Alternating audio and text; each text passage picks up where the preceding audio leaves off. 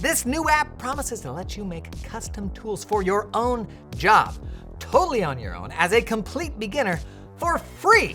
Really? I'm gonna break it down and show you how this release is already changing the way that people work. I can tell you about what they aren't sharing about its limitations and how it could help you, yes, you, today on Reworked. My name's Jason. I help people around the world get productive with AI. So, since the days of iBeer, we've all thought, if only I could code, I could create pointless novelty apps and make millions. Enter Replit, a mobile app that uses AI to make any other mobile app you can dream up. No coding chops required.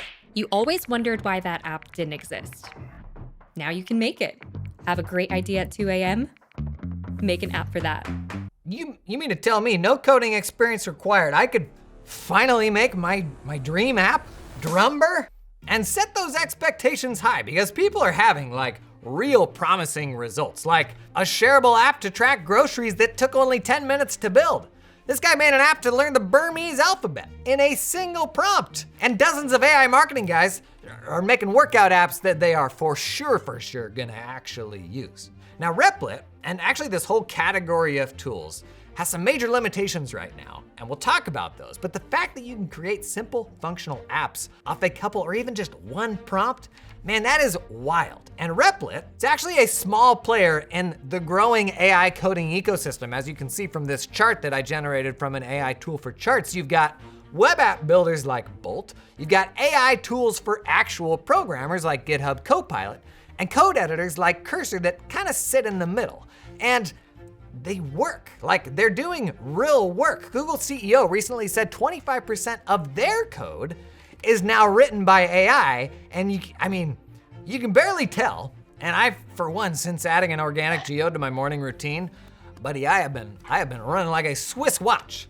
Now, this is real. Like, OpenAI claims that their soon-to-be released O3 model scores better than 99.8% of the world's programmers on competitive coding tasks, which is evidently a thing, meaning it ranks 175th in the world overall. As a point of reference, the developer who works for me, he's actually 174th in the world, and it is creating a real tension between us. 174th in the world isn't bad, Gregor. But I do want to see how you're coming along. Just seems like you're taking too long. Okay, the real question I care about, are these tools at all useful for normies, for non-techies, regular old people with lives? No offense, Gregor, but the dream is to not have to know how to code at all, to do what the cool kids are now calling vibe coding. You know, when you fully give into the vibes, embrace exponentials, and forget that the code even exists. Me? I don't even check the diffs. I accept all. What? That's a tweet from one of the founders of OpenAI, Andrej Karpathy, describing how he uses speech to text to code with AI. That is, you literally just say with your mouth, ask the AI for the code you want in plain English. You just tell it, and even when something breaks, you then tell it to go fix it. Now, that's a lot like what I do with Gregor. Faster, Gregor! But not everybody has a Gregor, and AI lets me have a whole bunch of Gregors, because the real Gregor, that guy chain smokes at his desk, which is in my bedroom. If you're a proper programmer, you may be thinking, like if I want to adjust something small, like the size of a button, using an AI to do this is just about the most inefficient way you could possibly imagine doing that. Pour one out for the polar bears here, who are going for a swim in the name of your vibes. And those people, like, they're not wrong. As with all things AI, there are multiple arguments that each have to kind of coexist. But the upside here, the selling point, is accessibility. Because we don't know how to code, but all of us know how to demand stuff, just boss people around. But there is actually a number of catches. I mentioned there were some limitations. The thing none of these AI products tell you right now is that they all still need a human babysitter who in a perfect world can already code. Because while you can ask it to do more than ever before, and apps like Replit will happily have you ask until the end of time while the money machine keeps churning, it often just doesn't work right. Like this guy, who wanted to build a drag and drop notes app, except the notes kind of just disappear. Or failure screenshots like this, which if you don't know how to code may as well be Burmese. Oh, thank God there's an app for that. Now, there are other AI tools that help fix coding errors.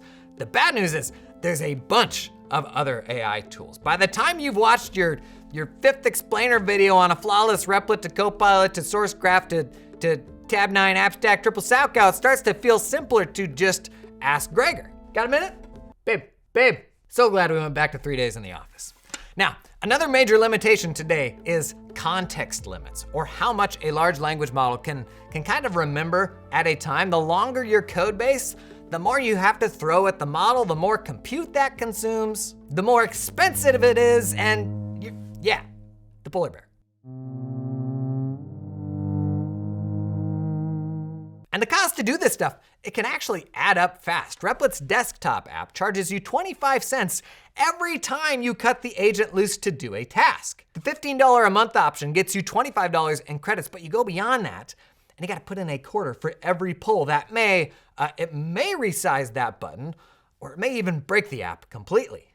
You may go backwards. But hey, let's keep perspective here. Making a full app for 25 bucks, or even thousands of bucks, is a whole lot cheaper than hiring a full stack developer. So that's great. But then again, if you're making anything more than a whoopee cushion simulator, you've got to think about security. You probably still have to hire a developer to check your work. The last thing I need is a hacker backdoor in my whoopee cushion app at an inopportune moment. These tools today, they know what they're doing. You're getting the first taste for free. But with any reasonably sized coding project, you have to ask yourself, should I pay for Replit and probably a few other services like ChatGPT to troubleshoot when it breaks, or do I just pony up for a Gregor? So, on a whole, honestly, I think these tools can't come fast enough. Despite the drawbacks, developers are already using AI coding tools. Anything that makes programmers work faster is going to get mandated by your manager, whether you like it or not. But if we zoom out, AI coding, in the grand scheme of things, it's just one more step in a long history of software development being simplified. Back in ye old days, early software development, you literally had to sync the functions of your program with the cycles of the machine's memory. The big panels on those old Death Star style computers were literally necessary to just slightly math anything. While today, we're at a point where, honestly, the only indicator lamp that matters to you in your life is the router. And when that goes out, you realize 90% of your life exists online, and we call that progress. That's a world we couldn't have imagined back when the internet was supposed to get us down to 4-hour workdays, right?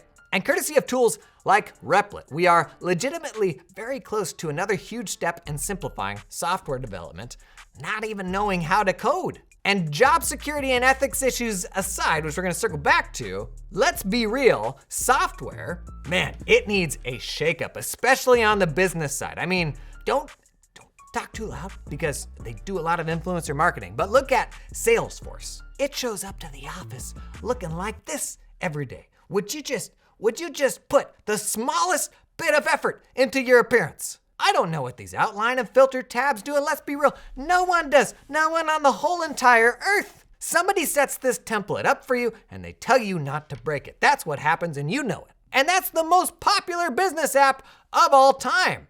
You get into smaller industry-specific apps and you are banging rocks together in something your dad probably had a textbook for. Today, the business app ecosystem has a paper-thin veneer of sleek tools with cute techie names like Monday and Asana and Slapstack. And that third one might be made up, but you aren't sure, right?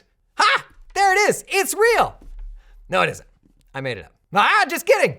It is no, it's not. That's not real. While there are a collection of mainstream business apps that look pretty good, if you dig just an inch deeper and look at the apps that are ever so slightly less mainstream, honestly, they make Salesforce look like the belle of the ball. And if simplifying the coding process improves everybody's lives with better software, we can probably all get behind that, right?